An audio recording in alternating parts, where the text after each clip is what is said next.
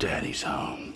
We're in an era when comic book adaptations have never been more diverse. From Marvel's domination of the box office with its unique blend of lighthearted and optimistic stories, to Damon Lindelof's small-screen sequel to Alan Moore's Watchmen on HBO, which addresses racism in America, among other topical issues. The Boys blends the best of both approaches as it returns to Amazon Prime Video on September 4th with a thrilling 3-piece episode premiere that deftly balances more comical elements with deeper character and societal studies. So far, these elements work to create an even more compelling story than Season 1. We're the most wanted lads in the country. We got soup terrorists. Showrunner Eric Kripke kicks off Season 2 with even more of the irreverent, gratuitous, and stylized drama that made us all fall in love with Season 1. And while the over-the-top action is a joy to behold, like the boys ramming a high-speed boat through the belly of a whale, Kripke never forgets to take time to develop his characters.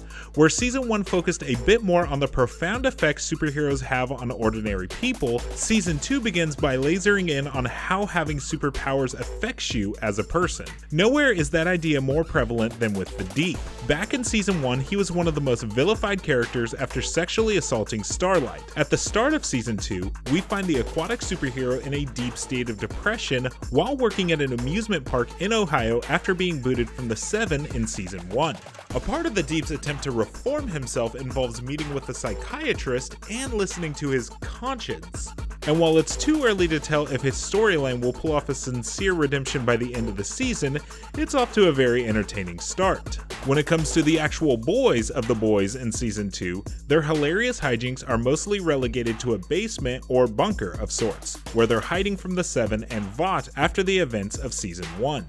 Their isolation early on doesn't make for the most engaging start in the first batch of episodes, however, it does allow for some more impactful character moments, especially when it comes to the female. While she's still not uttering any words, Kripke expands the female story with some new elements that we won't go into too much detail on here for fear of spoilers.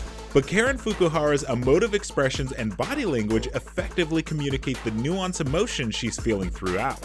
Her friendship with Frenchie continues to develop, and is one of the more tender-hearted relationships in this otherwise cynical take on superheroes. On the villain front, Giancarlo Esposito's Stan Edgar is the new frontman for Vought, after Madeline Stillwell's untimely demise during the Season 1 finale.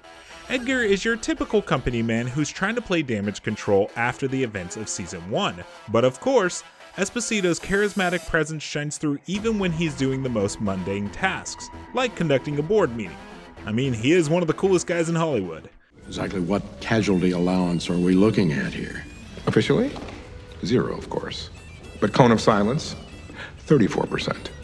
While the veteran actor isn't doing anything new here that we haven't seen in The Mandalorian or Breaking Bad, it's still enjoyable to watch him go toe-to-toe with someone like Homelander, who could physically rip him apart with the greatest of ease and clearly has no compunction about offing Vought executives that get on his bad side. Even without superpowers that we know of his own, Edgar appears more badass than Homelander. After last season's shocking reveal that Billy Butcher's wife Becca is not only still alive but also raising Homelander's son, we wondered how that might affect each man differently.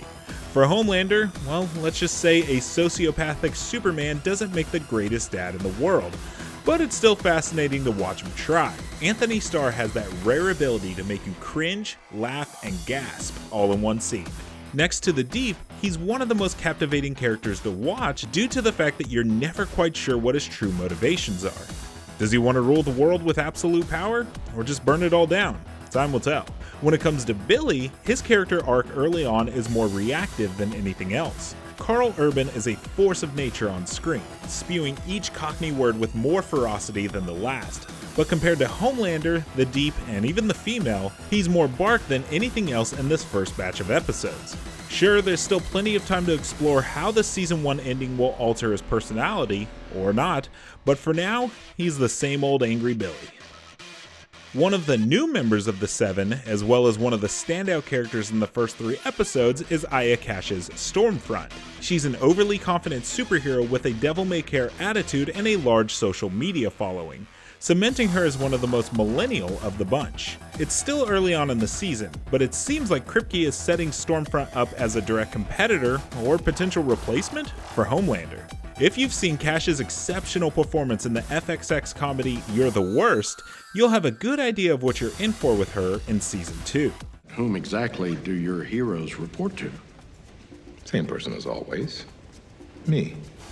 The Boys' second season kicks off with even more irreverent and gratuitous drama than the first. Showrunner Eric Kripke has found a way to keep the momentum going from Season 1, while also further developing characters in new and interesting ways. Newcomers Aya Cash and Giancarlo Esposito help fill out an already impressive lineup of actors with strong performances. And if you love the over-the-top action sequences from Season 1, then rest assured that you're going to get even more bonkers spectacle this time around. And while we still have 5 more episodes to go before Season 2 wraps up, The Boys is off to another strong start. For more on The Boys, be sure to check out our interview with showrunner Eric Kripke and a Season 2 clip featuring that insane whale incident.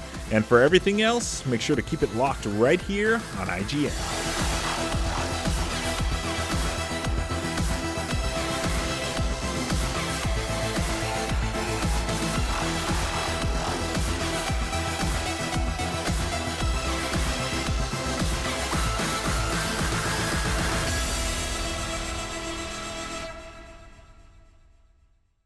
Gamescom 2020 is the heart of gaming, and you can keep to the beat right here on IGN.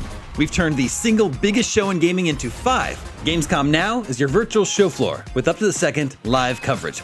Gamescom Daily Show, Gamescom's first ever late night talk show, our Gamescom Awesome Indies Show, the freshest deep cuts in indie gaming, and finally the Gamescom Best of Show, including the Gamescom Award.